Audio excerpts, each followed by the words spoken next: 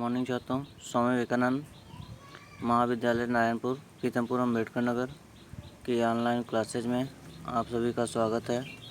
मैं आनंद कुमार गुप्ता आपका नया लेक्चर लेकर उपस्थित हुआ हूँ। छात्रों, आज हम अध्ययन करेंगे खाद्य श्रृंखला के बारे में, फूड चेन। अब तक हम लोगों ने पारिस्थितिकी तंत्र के बारे में देखा। आज हम देखेंगे खाद्य श्रृंखला होता क्या है। इससे ऑब्जेक्टिव क्वेश्चन बहुत पूछा जाता है, कंपटीशन में भी पूछा जाता है, इसलिए इसको बढ़िया से नोट बना लीजिएगा और थोड़ा सा पढ़ भी लीजिएगा। इम्पोर्टेंट पॉइंट है। ऐसे तो पूरा पारिस्थितिकी तंत्र ही इम्पोर्टेंट है। छोटे छोटे क्वेश्चन अक्सर पूछे जाते हैं नॉर्मल विज्ञान के एग्ज़ाम में, कंपटीशन में। तो छात्रों, हम शुरू करते हैं। खाद्य श्रृंखला है क्या?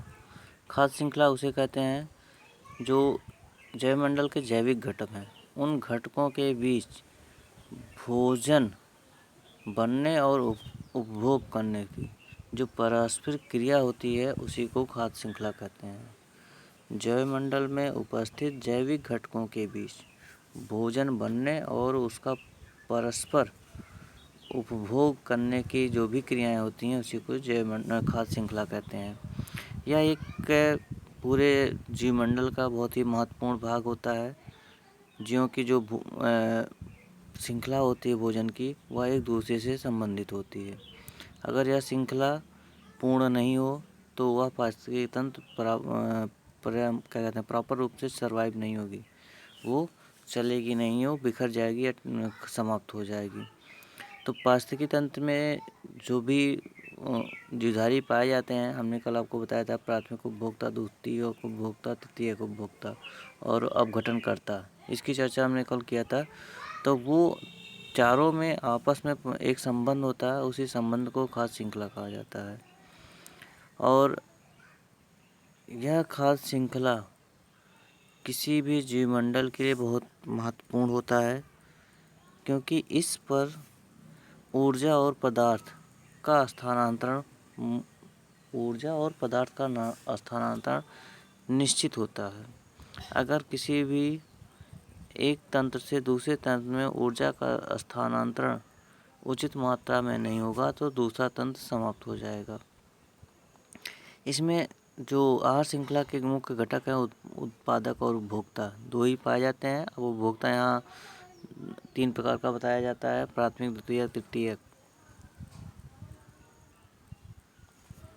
ठीक है, तो इसमें जो है अपनी अपनी क्रियाएं होती हैं। एक यहाँ पर उदाहरण लिया गया है, जो घास के मैदान का उदाहरण लिया गया है। घास के मैदान का उदाहरण लिया गया है, जिसमें घास, हिरण और शेर। घास जो है उत्पादक है, हिरण प्राथमिक उपभोक्ता है, शेर द्वितीयक उपभोक्ता है। उत्पादक उसी को हमने कल बताया था, उत्पादक उसी को कहते हैं जो अपना भोजन स्वयं बनाते हैं और प्रकाश संश्लेषण की प्रक्रिया पाई जाती है, उन्हीं को उत्पादक कहते हैं। उपभोक्ता, प्राथमिक उपभोक्ता उसको कहा जाता है जो इन पर डिपेंड होता है, मतलब हरे पौधों पर जो जीवधारी डिपेंड होते हैं, निर्भर करते हैं, उन्हीं को प्राथमिक उपभोक्ता कहा जाता है। और जो जंतु पर निर्भर होते हैं, तो ही को द्वितीय उपभोक्ता कहा जाता है। तो एक छोटा सा ही उदाहरण था घास के मैदान का। इसमें घास, हिरण, शेर। क्वेश्चन बहुत घुमा घुमा के पूछता है, जैसे पूछता है कि घास के मैदान में द्वितीय उपभोक्ता कौन है, तो ध्यान रखना, द्वितीय उपभोक्ता घास के मैदान में शेर है। ठीक है, घास के मैदान में उत्पादक कौन है, तो घास ही है, शेर है। लेकिन अभी इस सब बातों को घुमा के पूछता है कुछ कंपटीशन में। इसी तरीके से दूसरा जो है यहाँ लिया गया है, इसके बारे में देखिए, वही बातें बताई गई। घास, शेर, हिरण, शेर के बारे में। घास जो है प्रकाश संश्लेषण की क्रिया करके स्वयं भोजन बनाता है। घास का उपयोग हिरण करता है क्योंकि यह शाकाहारी जंतु होता है, और हिरण को शेर खाता है क्योंकि यह मांसाहारी होता है। इसके बाद और भी यहाँ दिए हुए हैं उदाहरण, यहाँ से भी क्वेश्चन पूछा जाता है। घास के मैदान में और भी आहार श्रृंखलाएँ बनती हैं, जैसे घास, टिड्डा, मेढक, सर्प। ये भी जो है क्या कहते हैं, घास के मैदान का ही उदाहरण है। अब लेकिन अब यहाँ ये जो है टिड्डा, ये प्रथम उपभोक्ता है, मेढक जो है द्वितीय है,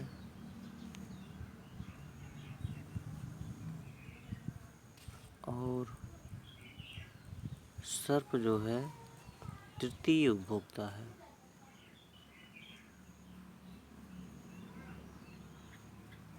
तृतीय उपभोक्ता ध्यान रखिएगा आप।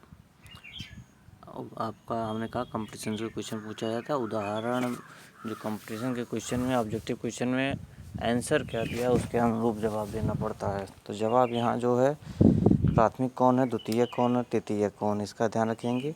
अब एक और उदाहरण दिया हुआ है जलीय पाचन तंत्र की। जलीय पाचन तंत्र जो है इसमें नाम लिए गए हैं, जैसा पहले शैवाल या उत्पादक, उपभोक्ता, द्वितीय, तृतीय, चतुर्थ, यह 4 प्रकार का उदाहरण लिया गया है, जिसमें शैवाल प्रकाश संश्लेषी होता है, छोटे जंतु शाकाहारी होते हैं, छोटी मछलियाँ मांसाहारी होती हैं, क्योंकि जैसे तालाब में बताया जाता है कि छोटी मछली को बड़ी मछली खा जाती है।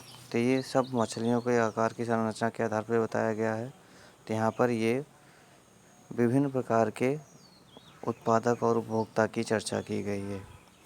इसके बाद इन सब उदाहरणों से अब हम एक चीज़ और हमारे समझ में आता है कि प्राथमिक उपभोक्ता किसे कहते हैं। प्रोड्यूसर, हरे पौधे सभी प्रोड्यूसर कहलाते हैं, क्योंकि यह सभी सूर्य के प्रकाश की उपस्थिति में भोजन का निर्माण करते हैं। परिभाषा लिख लीजिएगा, इम्पोर्टेंट है। प्राथमिक उपभोक्ता सभी शाकाहारी जंतु आते हैं, क्योंकि यह हरे पेड़ पौधों से अपना भोजन प्राप्त करते हैं। इसके अंतर्गत उदाहरण दिया हुआ है गाय, बकरी, घोड़ा, खरगोश, चींटा आदि दिया गया हुआ है। द्वितीय उपभोक्ता वे सभी जो मांसाहारी जंतुओं को शाकाहारी जंतुओं को मारकर खाते हैं। वे सभी मांसाहारी जंतु जो शाकाहारी जंतुओं को मार के खाते हैं, द्वितीय कहलाते हैं। बिल्ली, शेर, मेढक इत्यादि। और तृतीय उपभोक्ता उसे कहते हैं जो सभी मांसाहारी जंतुओं को मारकर खाते हैं। वे सभी मांसाहारी जंतु इसके अंतर्गत आते हैं जो मांसाहारी को मार करके खाते हैं, छिपली, सर्प, मोर, बाज आदि। ठीक है। इसके बाद इसमें जीवमंडल पाचतंत्र में अनेक प्रकार की खाद्य श्रृंखलाएँ होती हैं। तालाब का अलग होगा, झील का अलग होगा, समुद्र का अलग होगा, इस सब का अलग अलग तरीके का होगा। उदाहरण दिया गया है। तो ये ऊपर हमने जितनी बातें पढ़ी, यहाँ से लेकर के ऊपर तक की, यहाँ तक जितनी भी बातें पढ़ी, उसका जो निष्कर्ष निकलता है खाद्य श्रृंखला किसे कहते हैं, तो आहार खाद्य श्रृंखला या खाद्य श्रृंखला वह श्रृंखला है जो भोजन के क्रमागत ध्यान रखिएगा, क्रम से ये बात कर रहा है, क्रमागत पोषी स्तरों में पहुँचाने को दर्शाता है। यह ऊर्जा का प्रवाह एक ही दिशा को प्रदर्शित करता है। ठीक है, इसी को खाद्य श्रृंखला कहते हैं। तो दूसरी परिभाषा दिया है, खाद्य श्रृंखला जो किसी पारितंत्र में सौर ऊर्जा के प्रवाह के पथ को प्रदर्शित करती है, खाद्य श्रृंखला कहलाती है। ठीक है, तो इस प्रकार से आज हम लोगों ने पढ़ा खाद्य श्रृंखला का अध्ययन। ठीक है, नेक्स्ट पढ़ते हैं नेक्स्ट क्लासेज में। Okay, thank you.